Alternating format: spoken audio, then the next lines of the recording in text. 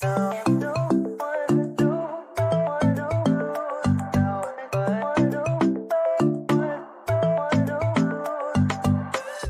is the Progressive World Podcast with your hosts, Drea Klein Bergman and John Daniele, brought to you by the Progressive World Federalists, a civil society organization that examines global policy through a progressive, anti-oppression lens.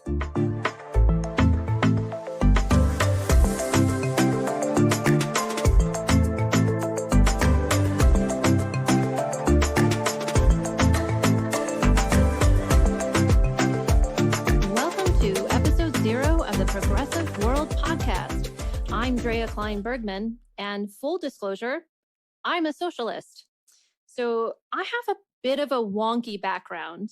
My first degrees are in history and theology, but my core is really about tikkun olam, rather making the world a better place, which is what drew me to the nonprofit NGO world. But taking in your bubby's junk into a history collection was not my idea of tikkun olam. So I went back to school, got a couple of graduate degrees in public policy and research, and then I ended up in reform policy work because one of those degrees is from the United Nations University. That's where I really got the reform, the UN bug, and for the first time, really started to consider how governments operate, why it matters, how that affects us on the ground, so to speak. And on a side note, what I'm most passionate about is introducing kids to public policy, debate, and of course, not surprised, UN reform. And I'm John Daniele. And while I'm not a global policy wonk like Drea, I've always wanted to play one on TV. Unfortunately, my acting career never got off the ground.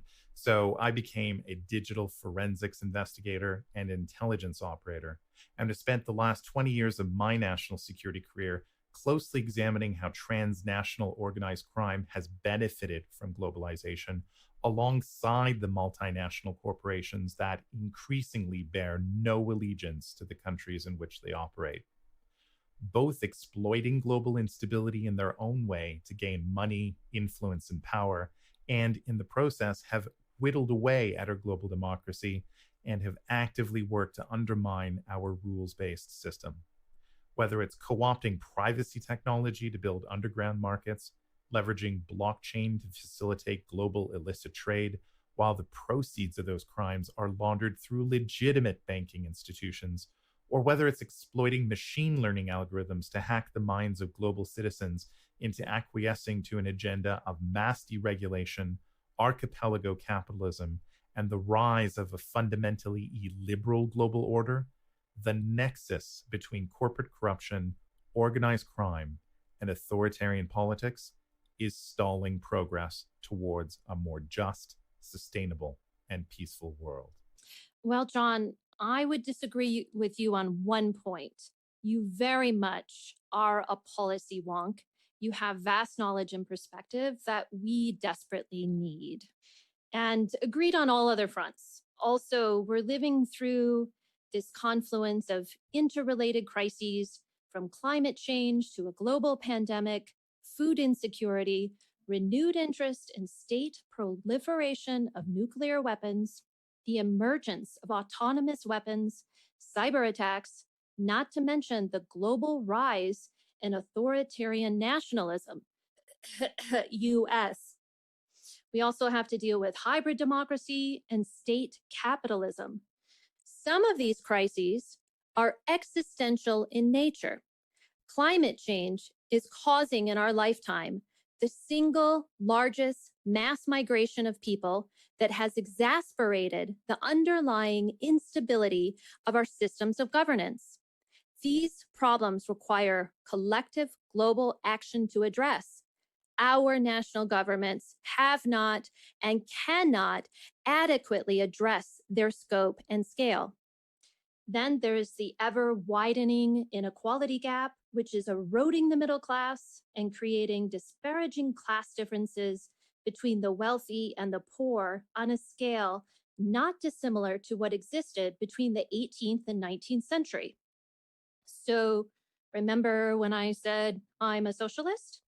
Well, it's mainly because we have unregulated global capitalism, which has enabled the emergence of global multinational corporations that wield incredible political power and influence, and often use it to secure their interests at the expense of global citizens. Then, of course, we have large-scale, malign disinformation campaigns, which sadly have become commonplace. Perfect example of this is the 30-year effort by oil barons to suppress scientific knowledge on global warming and stymie government action on climate change. And this is what Progressive World Podcast and the organization that we represent is all about.